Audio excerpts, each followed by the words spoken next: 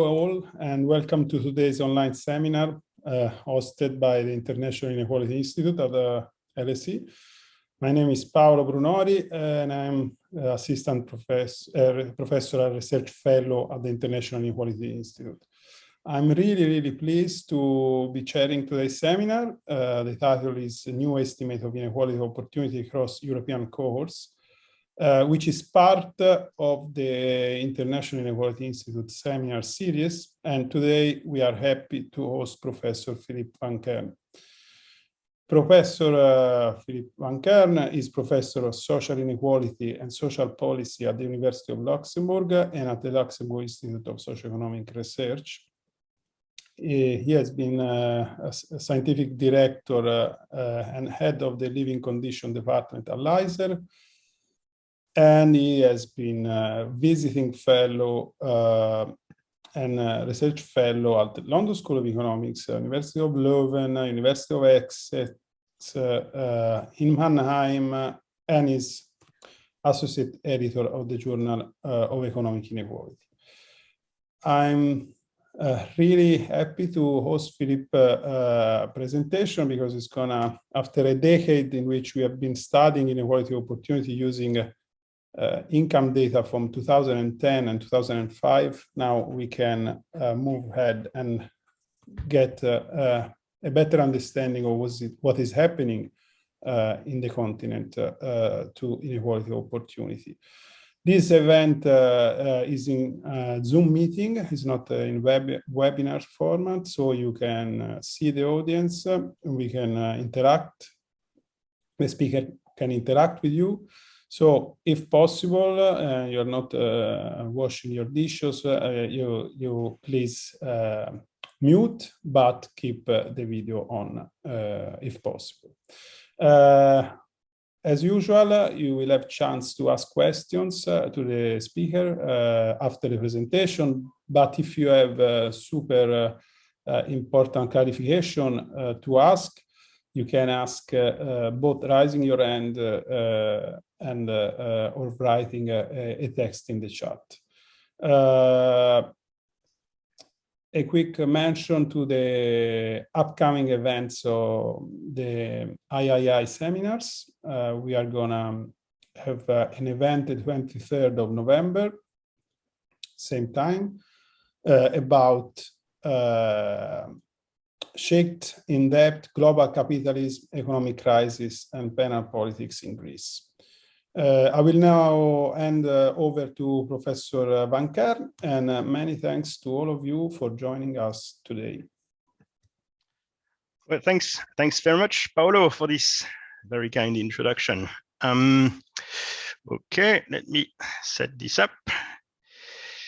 Yeah, I can share. I know.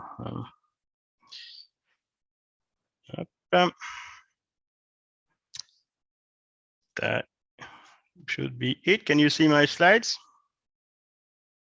Okay, I see people nodding. Let me move your faces around here, and let me try.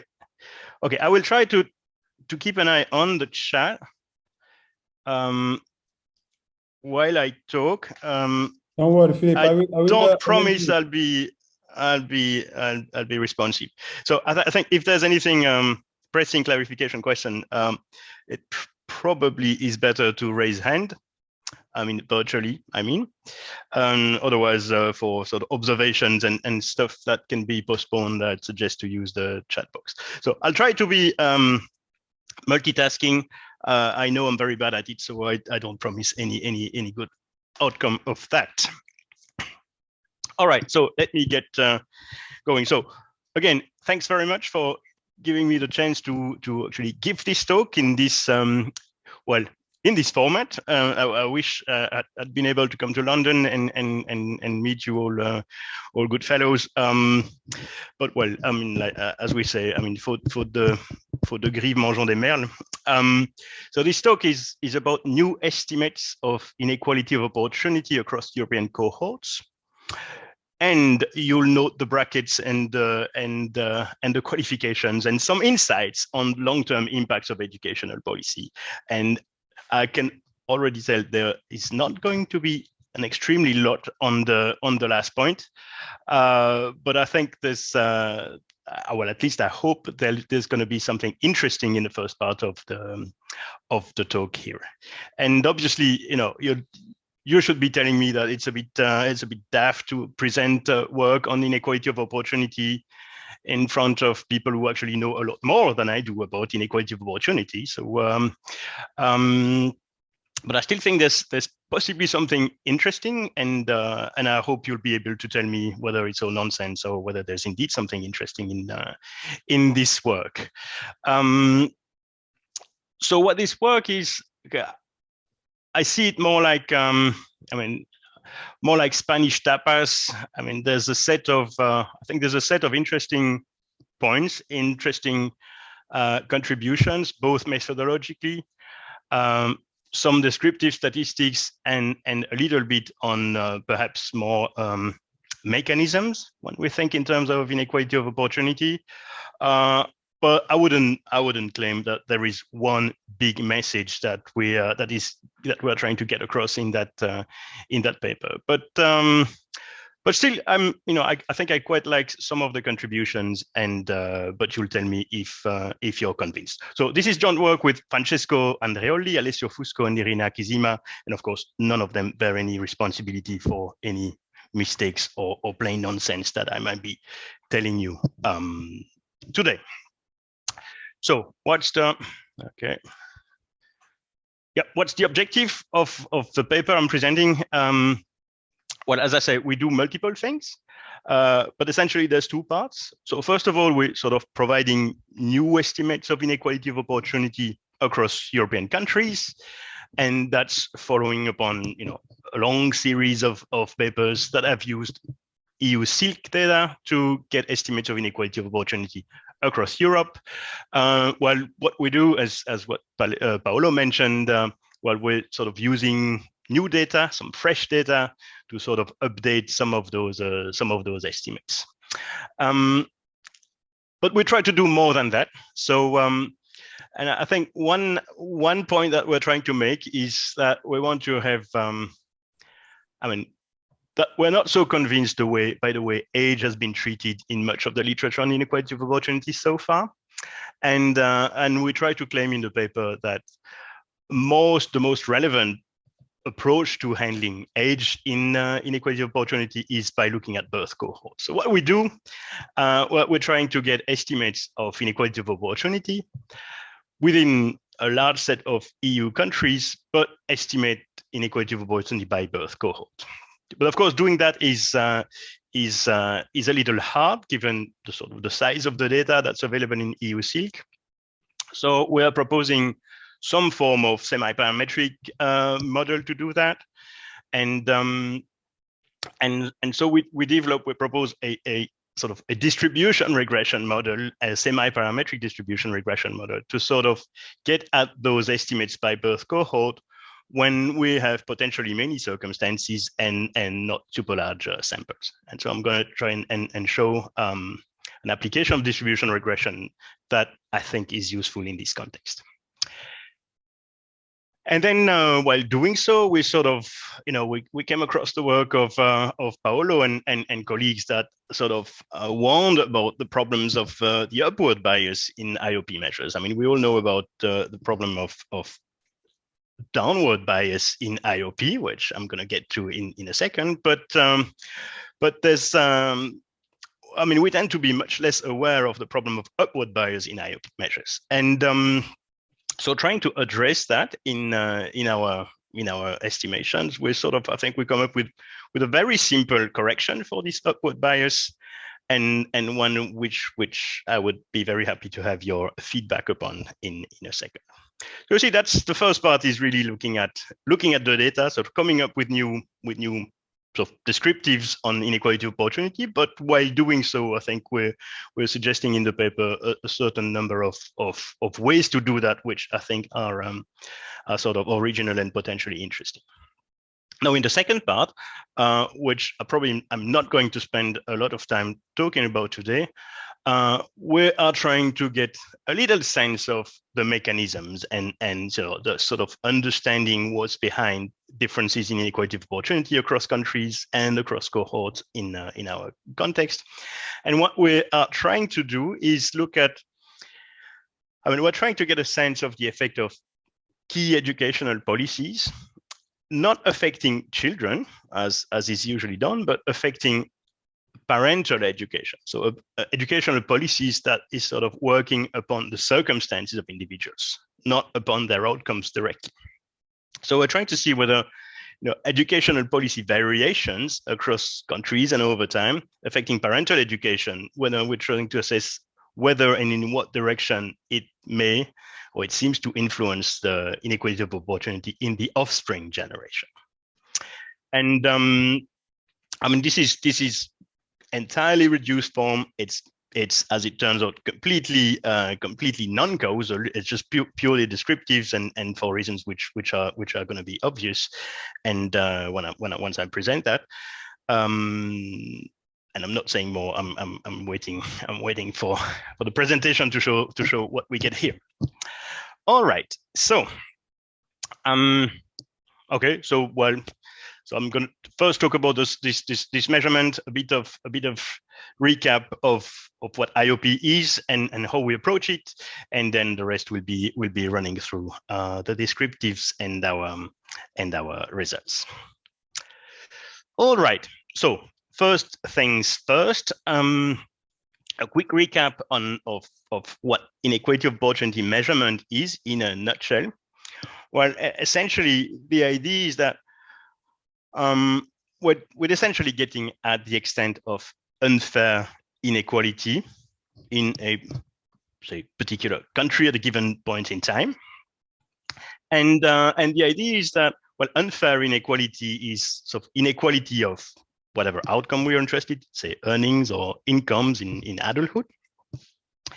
And it's the part of inequality in this outcome that is sort of determined or by circumstances, by individual circumstances, where individual circumstances are factors which have an impact on the outcome in adulthood, but which are independent of a person's responsibility.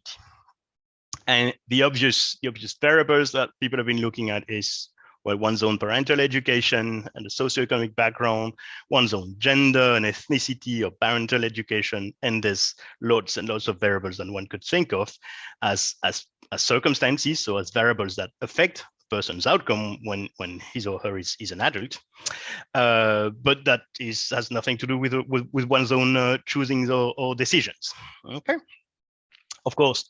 Not all circumstances are ever observed in any sort of empirical analysis, in any sort of data, and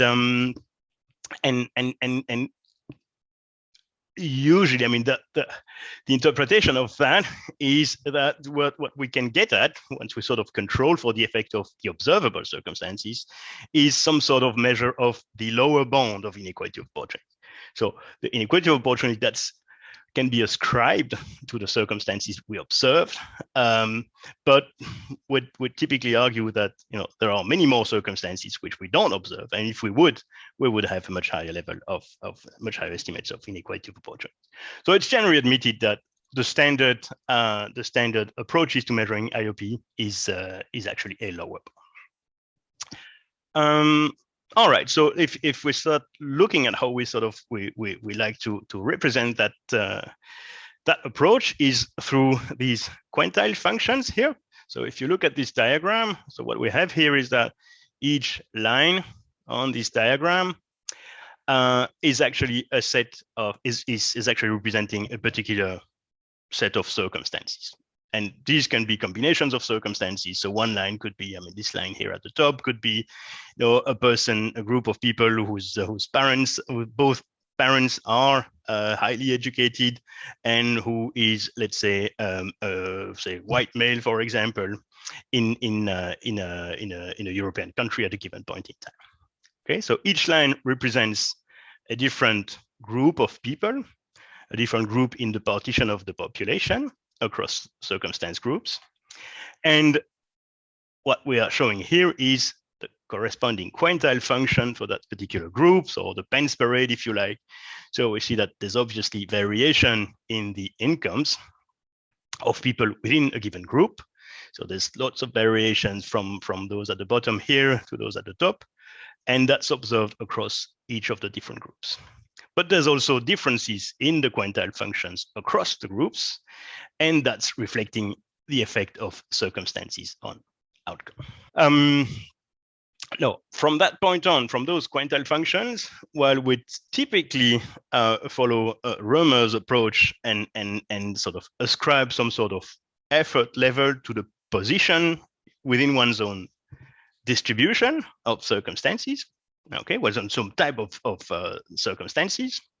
And the argument here can be read off from the quintile function. The argument goes as follows: it says, okay, well, if we've got those quintile functions, and the argument is that people at the same rank in their own circumstance distribution are exerting the same level of effort.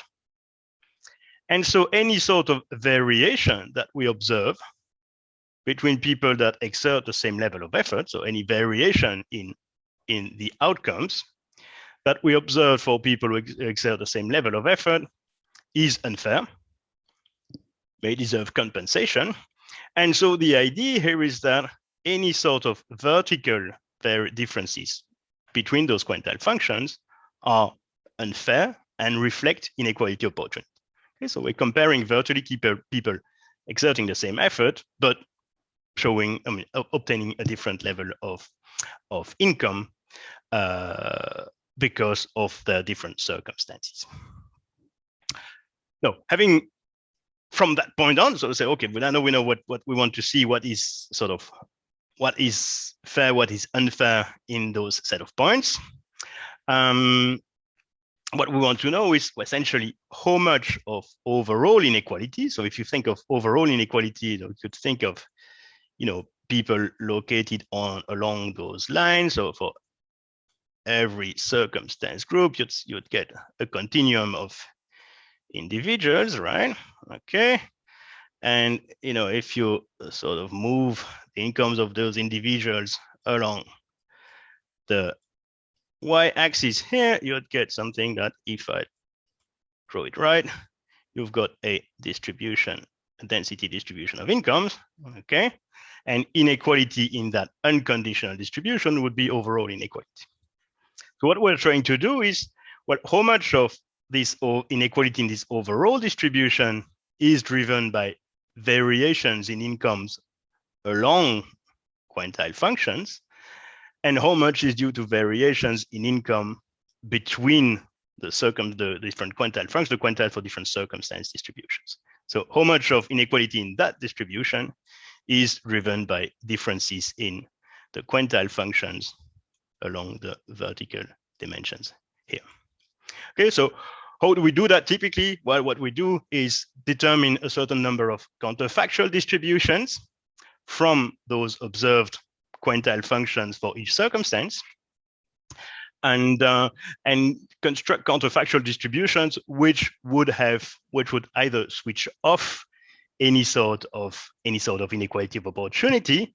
So, for example, what could imagine looking at inequality in a quintile function, which is sort of the average value of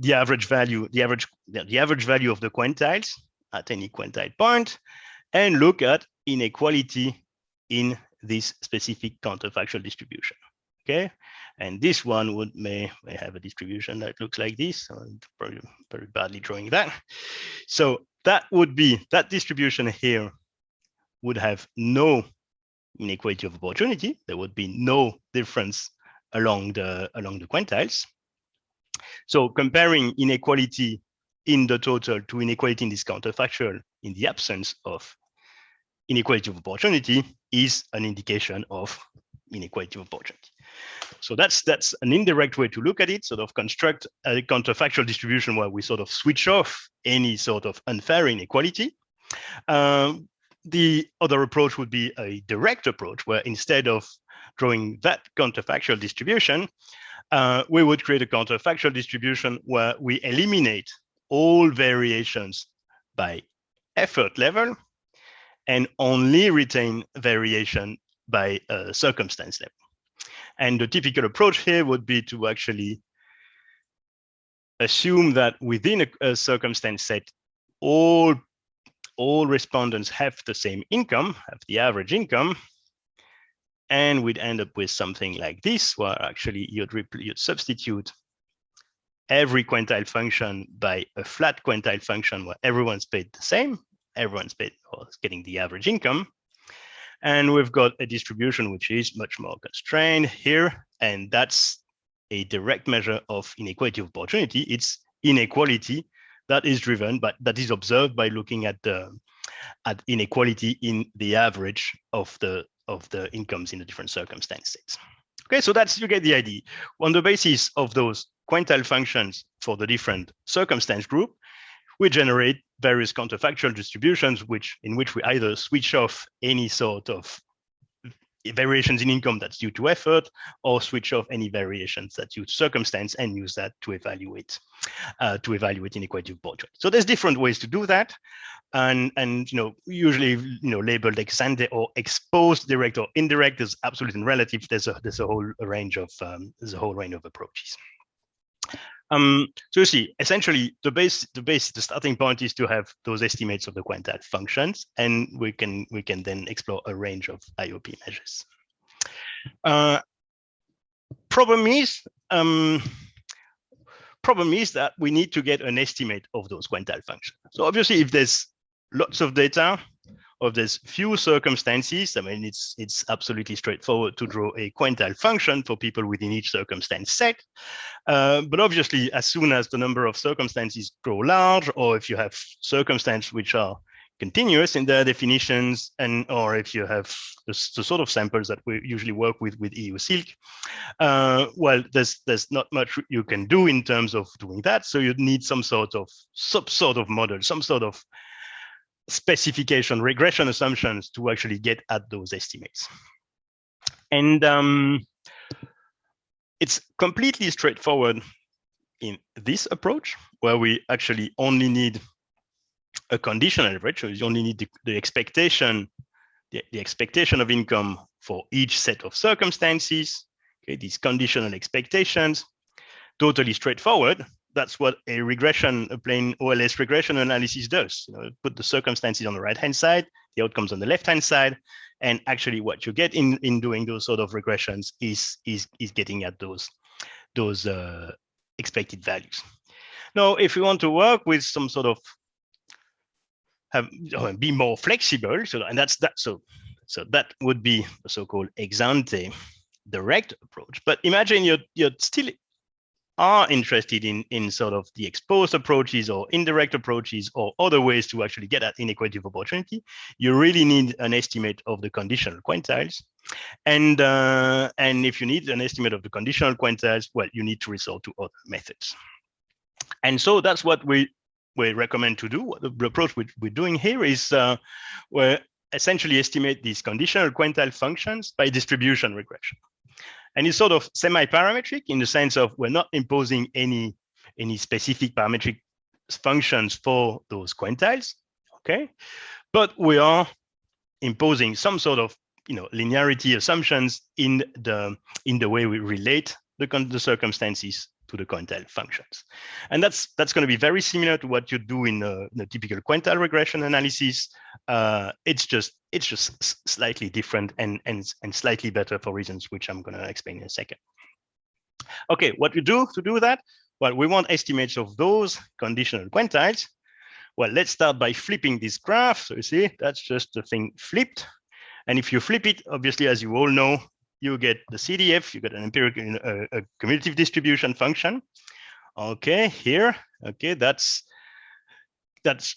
essentially telling us, of course, if you could still read that, the probability to actually get an income less than whatever threshold. So here I've got a threshold at 40,000, and I see that for this particular group of people, well, we've got what is it? 75% chance to have an income less than that.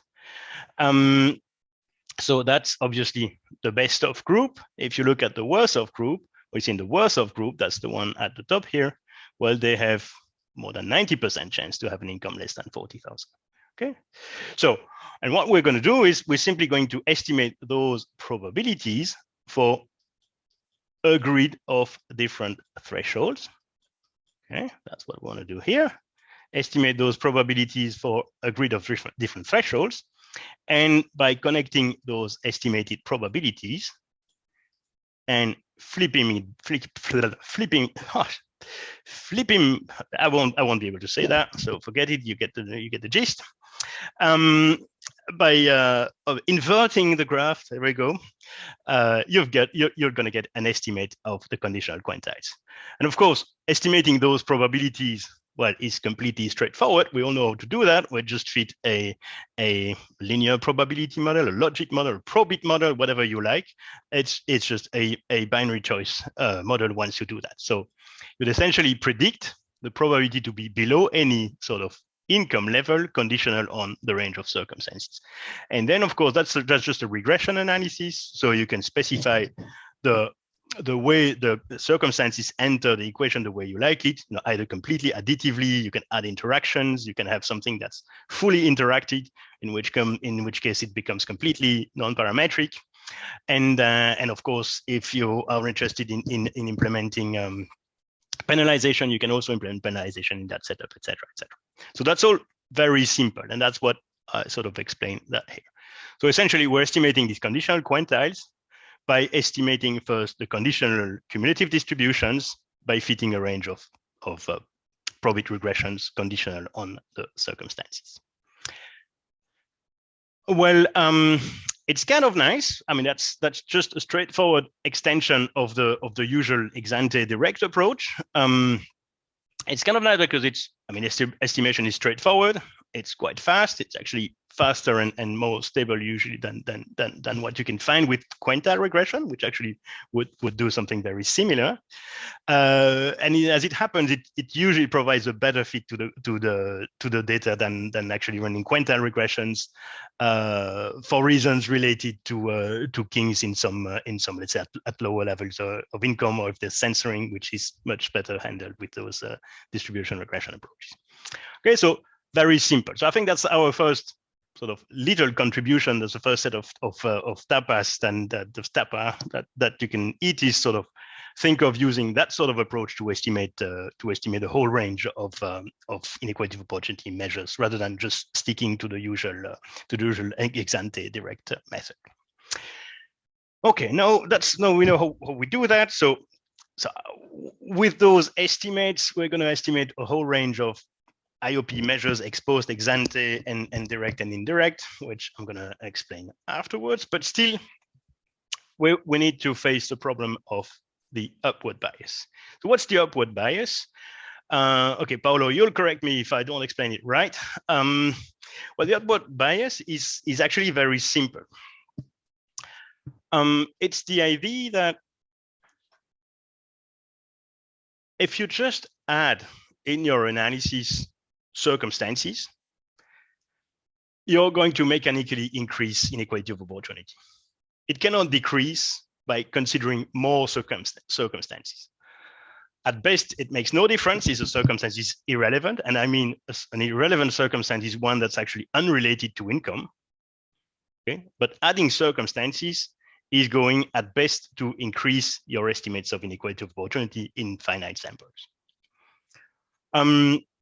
So, and if you want to convince yourself of that, just think of as an absurd situation where, for whatever reason, the name of every people in your data is considered a circumstance.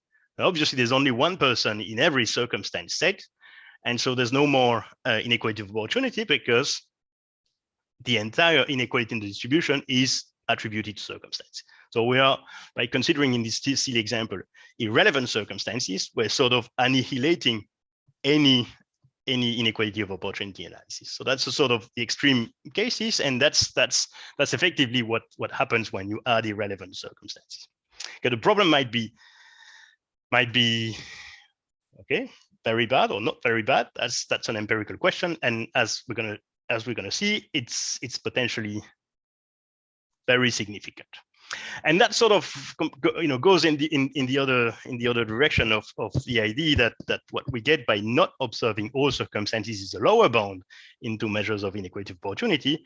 Well, if you start thinking about this problem of the upward bias, which arises when you add irrelevant circumstances, well, it's not at all clear anymore whether what you find is some sort of an upward bias or a downward bias. You've got two potential biases which work together, and it's not at all clear whether what we have is an upper bound or lower bound of IOP. So that's a problem. Sorry. Now, Paolo and colleagues have proposed a very nice solution to that problem, is sort of using penalized regressions approaches or cross-validation. So effectively, through cross-validation, actually discarding irrelevant circumstances, making sure that you're not considering circumstances which are uncorrelated with income, or should provide no explanatory power in the distribution of income, or penalized regression approaches which effectively downweights those irrelevant circumstances. So that's all very nice, and the problem is that it's all very nice once you work with, especially for penalized regression approach, whether with standard regression models. It's a lot less clear how you'd implement those sort of things in the kind of distribution regression models which I've presented above, whether you actually work with a sort of a process of regressions, and it's not at all clear how penalized regression would work here, so much harder. And one might also be a little worried once you do these approaches of actually using cross-validation to select the circumstances you work with, that you might end up comparing possibly apples and pears in a certain extent by having different sets of circumstances considered in different countries if you're doing cross-country comparisons and things like that. So what we do here is that because we couldn't, all of this was sort of a little too complicated for us, we thought, oh, well, let's try something much simpler, and let's simply actually get some sort of an estimate of the bias and then subtracted by that bias from the IOP measures that we obtain. And that would lead us with a bias corrected measure of inequality of opportunity. And how do we measure this bias? Well, the idea of measuring this upward bias, so bias due to actually adding irrelevant circumstances, well, what we do to get an estimate of that is actually we're taking our data. Now we are generating some counterfactual distributions in which we actually dissociate entirely incomes and circumstances. So we keep the marginal distributions of income, the marginal distributions of circumstances, but we sort of reshuffle the two sets of variables such that by construction, there's no association between circumstances and income. So in this sense, actually, we turn all circumstances to irrelevant circumstances. We dissociate them to income. So having done that, we then recalculate, we apply our estimators, calculate inequality of opportunity, and see what we get. So if it's close to zero, we would expect it to be close to zero because there shouldn't be any sort of IOP in those counterfactual data. We're happy. But if it's sort of far from zero, anything that's away from zero is suggestive of actual bias due to including irrelevant circumstances. And actually what we do, we use that value away from zero in those dissociated income and circumstances data as a measure of the bias. So having done that, we just subtract that bias estimate from the actual IOP that we observe when we do not dissociate income and circumstances, and work thereby with some sort of an upward bias adjusted measure of IOP. That's all very simple. It's very simple. There's some sort of Monte Carlo error, so you need to run that multiple times to average that away. That's one thing for sure. It's a little harder when you have weighted data, but that's sort of computational detail. There's ways to handle that, but that's doable, and that's conceptually very simple. So that's what we decided to implement in our approach. So I keep an eye on the time. Okay, so I think that's contribution, or the second dish in our sets of tapas is this proposal of a very simple adjustment to the upward bias in IOP. I mean, I think the third, in terms of the way we approach it, is to effectively handle the treatment of age in IOP measurement by actually saying that, well, let's estimate IOP within cohorts rather than treat age either as a circumstance variable or as some sort of variable which we need to condition upon a priori. So and I think it's in our sort of review of the research, where we were a little unhappy with the way age was usually treated. So I mean, I think the standard solution is sort of focus on IOP measures within a restricted age range, say from 26 to 50 or 30 to 50, so that there's sort of in a way to limit the variations in age in those samples, and then ignore the question of age altogether. Now, other papers have worked with a broader age range. I mean, ideally, you'd want to have the whole population, any age in your assessments, as you do in inequality measurement or poverty measurement. But then they would treat age as a circumstance. So they would estimate those conditional quantities by age. Now, is age truly a circumstance? Obviously, I mean, there's nothing. I mean, obviously, there's nothing you can do about your age, but it's something that that deserves compensation. I mean, we don't think so. So we don't really think that treating age as a circumstance is a grand idea in this context. And yet another set of papers actually condition age away by regression, so the age-adjusted estimations of IOP, which I think is also a little unsatisfactory in a sense of sort of hiding the problems by doing some sort of this pre age adjustments, which we think is not entirely clear in terms of how age is treated. And so what we suggest to do, very simple. Well, then let's actually follow the strategy here. Let's estimate IOP for narrow groups of age, but instead of taking such broad ranges, let's estimate it for much narrower range. So ideally, people born on the same year, but obviously with typical data, there's not enough data. So let's implement very standard kernel smoothing. Is that on that slide? Sorry, it's not here. Yeah, it's here. So let's apply some sort of kernel weighting to our semi-parametric conditional distribution estimations.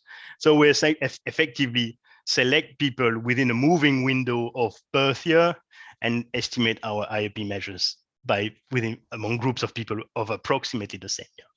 And again, it's a further layer of sort of semi-parametric specification, but because obviously you've got this moving window with kernel weighting and in the estimations. So effectively, technically, that's estimating a so-called varying coefficient model of degree 0 for all of these distribution regressions. And as we show, we work with 5 years bandwidth. So sort of moving windows of 10 years with the highest weight in the middle. Okay, that's it in terms of how we do things. Now let me just run through what we find here. I'm going to be quick. I'm going to try not to be too quick. EU-SILC data. Well, I'm assuming the vast majority of you know that. So it's microdata for EU social indicators. So that means EU social indicators are indicators of inequality and poverty. So it's actually good survey data on income and living conditions. It's representative and reasonably large samples of the population in all EU member states. There's detailed annual income information. It's not perfectly comparable across countries, but to be fair, I think it's reasonably good. And there's a mix of register-based and survey-based information. I mean, different countries use different methods, and it's for the rotating structure, but that's not relevant for us here. Available annually since 2003. So that's the sort of income data. And in 3 years, there was a specific module added to the data collection that actually collected data about people's background essentially data that was collected and collecting information about the situation of people when they were teenagers, around the age of 16. And that essentially collected information about their parents' education and occupation when they were teenagers, the year of birth of the parents, although unfortunately not in 2019, the presence of siblings, family structure, and some information about financial precarity when teenagers. And so using that, when we have samples of individuals for whom we know both circumstances, treating those as circumstance, and income in adulthood, and that's what we use to estimate the inequality of opportunity. So there's been lots of work working with 2005, finding that 2005 can be a little dodgy in those data.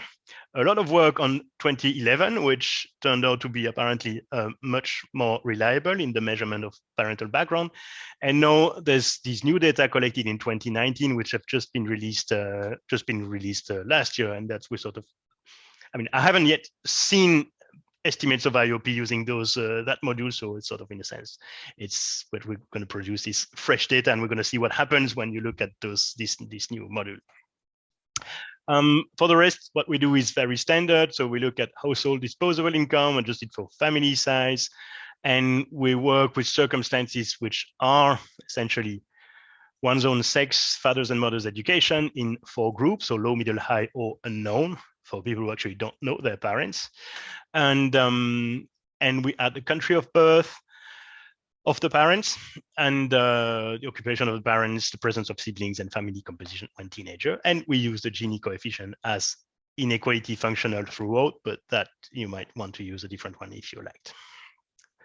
So what do we get? So first, aggregate results. So we're going to get to the cohorts in a minute.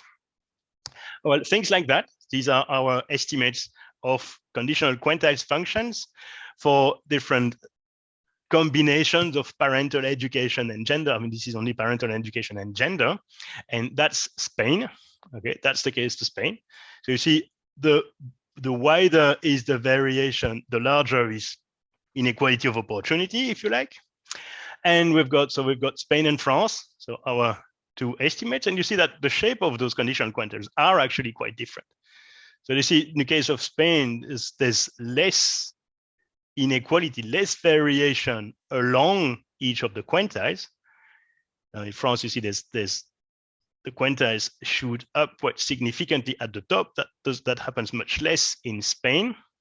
Okay, but at the same time, there's much more variation between the quantiles, so between the different circumstance group than there is in France, for example. But that's only true in the middle. In France, there's again very large differences across circumstance group at the very top. So there's variation along those quantiles, which suggests that you may want to consider these ex post measures and move away from the typical direct ex ante approaches, which sort of are ignorant of those variations along the distribution. So that's the sort of things, Spain and France. And we've got what we've got here. You've got the famous Scandinavians, Denmark and Finland, where you see that it's striking to see that there's very little variation between the quantiles of different circumstance set. And these are actually, it's the same scale. So it's in terms of average, it's as a multiple of average income. So it's the same scale. And you see it's extremely, it's extremely different. I mean, if you look at those quantiles, it's striking that there are huge differences in the spread of the quantiles across countries. Now, what happens when we sort of put those things into functional, so into IOP indicators? Well, we got things like this. There's nothing you can read. And that's a good thing, because what is that? So what is it? I'm going to tell you in a second. So these are levels of IOP, and each sort of tiny point here is a particular country in a particular year. And actually what I'm showing here are 2 estimates of IOP.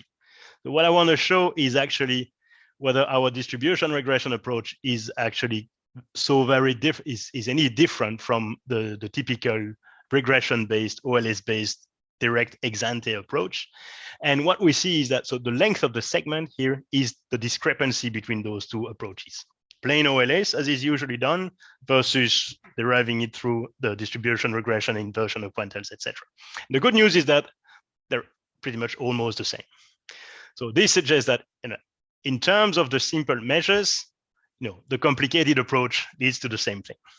So the complicating approach allows us to do more, and that's what we're trying to do. So that's the message thing. Okay, that seems to be working quite well, this distribution regression approach. Okay, now let's look at the bias, upward bias. Is it big or small? Well, again, same sort of graph. So what we have is that this, the rightmost part of the segment is the estimate, is a plain IOP estimate without any bias adjustment. So you'd see very low IOP estimate for Denmark in 2011, and it's very large in Bulgaria in 2019, right? But once we sort of deduct from that estimate, an estimate that we get by holding the circumstances and the income distributions in those countries, but deriving it from a dissociated counterfactual distribution, where we've got, and so we deduct that from the IOP, we have something that's much, much lower. So that's the estimate of the bias. Philippe, I'm sorry to interrupt you while you are citing our papers. I think we are running out of time, so I'll ask you. Yeah, so I'll aim to finish in 2 minutes. Thanks, that's better. So what we see here is that actually the estimates of this upward bias is really very large. It's not a tiny problem. It apparently is very, very large. And it differs. I mean, that's one type. That's another type of measures. We see it's actually much larger. It's much larger in exposed sort of measures. It's much smaller in indirect measures for reasons which are actually quite obvious, but I'm not going to expand on that. And so you see, the bias is absolutely significant and large, and something we really want to be careful with. Now, in terms of the numbers that we get, so let's look at this. So I've already sort of shown the big pictures. So what we have here are estimates of the orange one are the new things, the 2019, the bluish and the gray are 2011 and 5. Not all countries have estimates for all years. So what I just want to show is the evolution of the orange estimates relative to the previous estimate. So the biggest message is that, well, high IOP countries remain high IOP countries, and low IOP countries remain low IOP countries. We've got the Scandinavian countries here, and Bulgaria and Romania extremely high level, alongside countries like Portugal, Poland, that's the Serb Republic, and Italy or Luxembourg. But there are large increases in actually 3 countries. Those at the top, so Bulgaria and Romania, which actually started at the top, have seen big increases in IOP. That's probably a reason to worry, and perhaps more surprisingly, Sweden has also seen kind of, in terms of, at least in relative terms, a fairly large increase in IOP, which overall suggests some sort of regression to the mean. So you've got the countries which had highest IOP in 2011 to the lowest IOP in 11. So you see those at the top. If we sort of discard those two, which have seen the big increases for countries which were already at the top, the overall picture is some more like regression to the mean, where IOP has been declining for those with higher IOPs initially, but IOP has actually been increasing for all the countries which started below. So it seems that there's some sort of convergence across those countries in terms of IOPs, if we include the painful cases of Bulgaria and Romania here. Okay. No, let's keep that. These are all similar estimates for different measures of IOP, which I'm skipping. You can read in the papers. What happens if you look at IOP within cohorts? What's the big story? So I can skip. So now we've got all those estimates. So 3 lines for 3 years, and each point corresponds to a different cohort. So cohorts born in the 50s, 1960, 1970, or 1980 here. And well, there's a pattern with that which is actually hard to see. And if you got good suggestion of how to actually summarize those visual time trends, I mean, that I'm welcome to hear that. So actually, what we find is that IOP is almost systematically higher for younger cohorts than for older cohorts.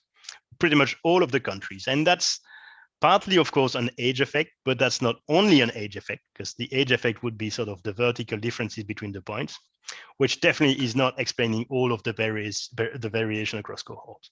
So here it seems that there's a fairly robust pattern where younger people face higher levels of inequality of opportunity than older cohorts, and that's true everywhere. And that's notably particularly true in Eastern European countries, sort of new member states, if you like. And no, we don't have any sort of explanations, but I think the pattern is actually quite striking.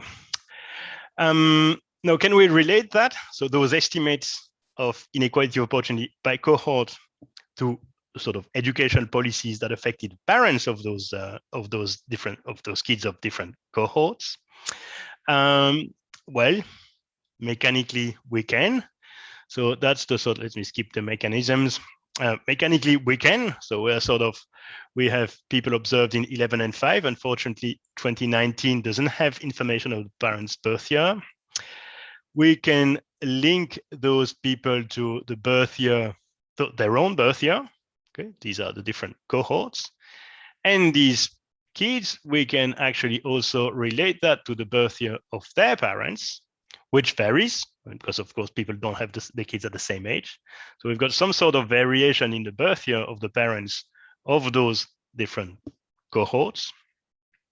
And what we do is we examine the variation in educational policies in those across those groups.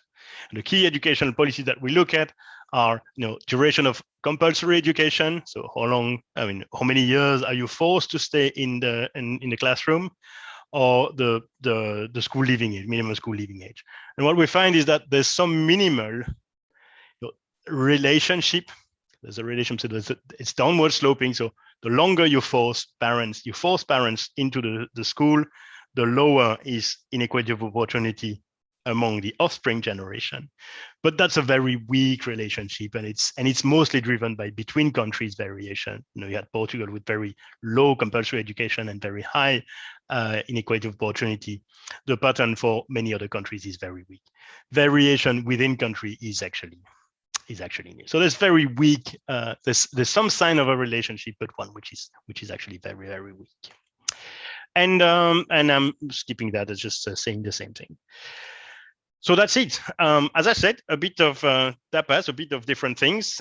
Some of the methods, and I'm sorry, I spent most of my time talking about it. So that's showing how to actually do semi-parametric distribution and regression approaches to actually do IOP analysis, and I think it's a clean way to do it. I think the correction for upward bias is very simple and potentially interesting. And estimates of how to estimate that with cohorts, I think is potentially useful.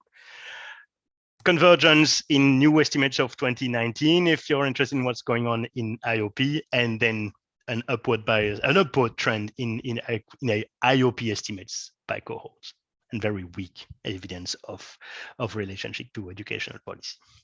And I'm sorry, I talked way too long, but I'm done. That's the good news. Thanks a lot. Thanks very much for your insightful presentation. For the moment, I will now open the floor to questions from the audience.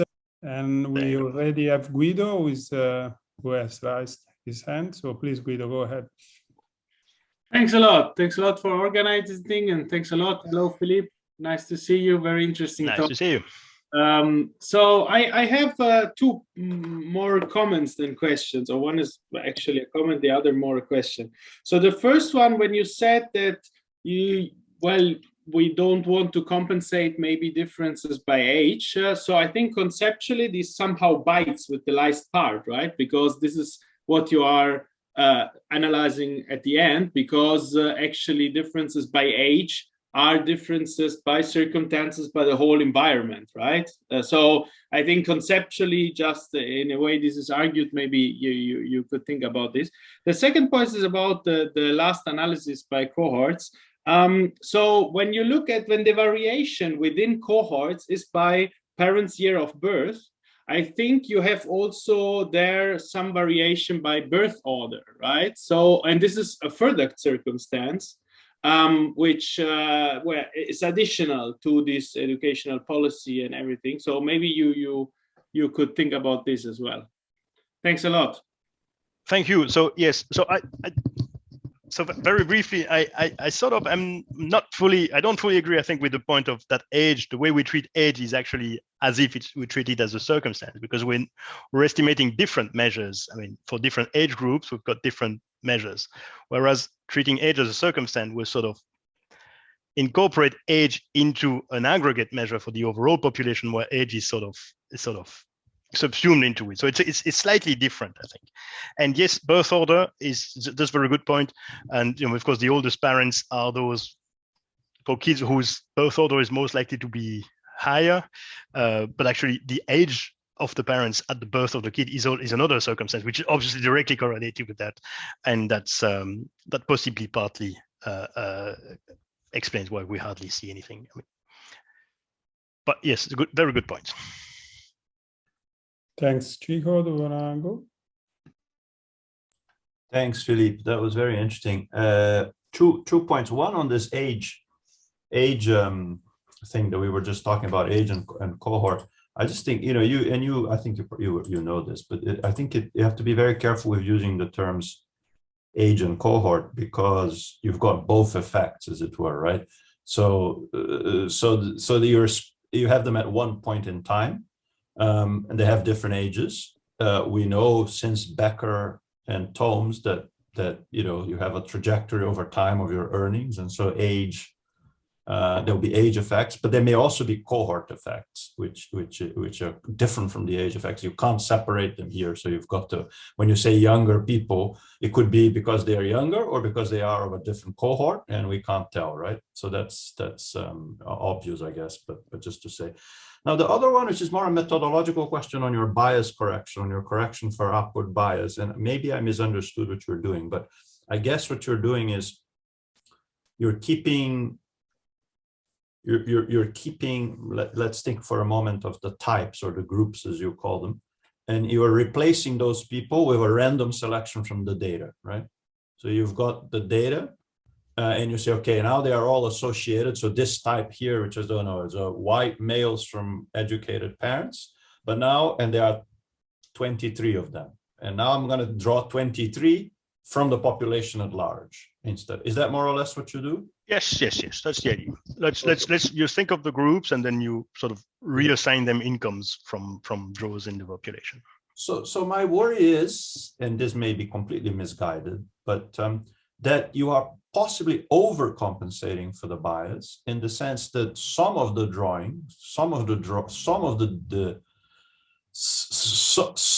inequality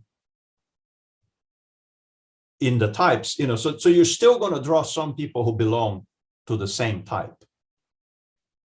And so some of that inequality, so suppose you've redone that, you've got your 23 people. Now, two of those, so what you're trying to do is you're trying to say, look, there should be, so if I'm thinking within a type, I don't know, let's think within not a type, but a trench. So within your vertical distance, you have a bin of the vertical distance. So it's a trench. And they are supposed, and you're saying, well, I'm trying to, since these are now from wherever, I'm trying to get rid of variation, but there will still be some, you see, which do belong in some sense. Either they do have the same circumstances if they are within a type, or they come from the same effort quantile if they are within a trench. Now, the probabilities are small, but to some extent, you may be overcorrecting for the bias. So in some sense, you have a biased measure of the bias, which I always like saying, biased estimate of the bias. But I don't know if that's, makes any sense. So thank you. Okay, thanks. Well, on the first point on age and cohort effects, yes, obviously. Though, I mean, the only thing we do is sort of, that's probably the main interest of having 3 waves of IOP measures from 2005 to 2019 is that we've got at least 14 years of variation. So we do have variations across age for the same cohorts. So we sort of can get a sense of these age versus cohort effects, and that's what I was trying to show visually. There's much less apparently of an age effects than a cohort effects. So the variation in IOP for the same cohort estimated at the 3 points in time doesn't tend to be very large. The variation tends to be larger if we compare cohorts.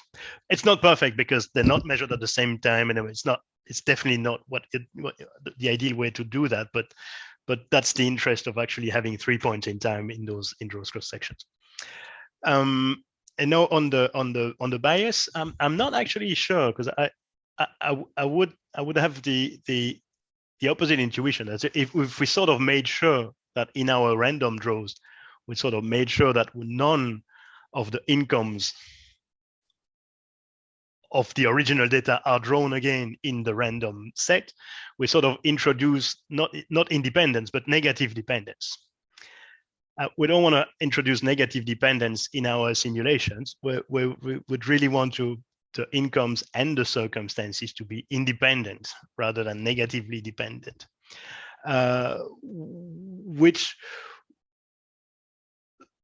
So I would tend to think that the way we do it is avoiding the bias that you mentioned. I'd need to sort of think more carefully about that point, but I think this independence draw is probably better than introducing negative dependence. Okay, I'm very sorry, Philippe, that we have to close the presentation, and that's really a pity, because I would have liked to discuss with you many aspects of what you said, including what Chico was saying, and asking you, for example, the relationship you see between your correction and Elber's et al. 2008 correction that is pretty much in the same spirit, I think, and of course is not by permutation, is a different approach. But okay, this is only one of the many things I would have liked to tell you, and I'm sorry we have to close it here because we are already 4 minutes late. And thanks so much for your presentation. And thank you very much to all participants to stay here. If you would like to hear more about what we do at the Institute for International Inequalities, LSE, follow the link in the chat that just appeared, and you can sign in for our fortnightly newsletter. Till we meet again, thank you and goodbye. Thank you. Thanks very much. Email me if you have questions, and if you want to see the draft of the paper, I can send you the links, and then I'll be looking forward to feedback if not now, later. Thanks, Philippe. Thanks very much. Sorry for talking too long, and well, that's perfect. hope to see you soon.